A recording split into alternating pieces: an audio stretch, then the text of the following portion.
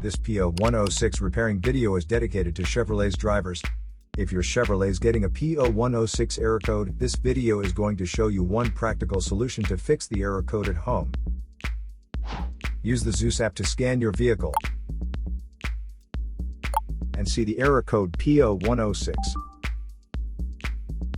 P0106 is the general code for a problem with the map circuit having a problem of incorrect voltage output range or an issue with engine performance.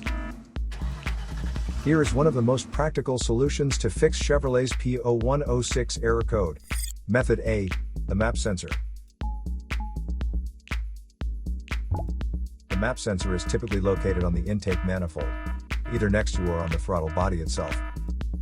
First, carefully remove the map sensor from the engine. Inspect the map sensor for any damages. If damages are found, then replace the map sensor. When you install a new map sensor, check to make sure the new O-ring is in place and not damaged. So here is one of the most practical solutions to fix Chevrolet's P0106 error code.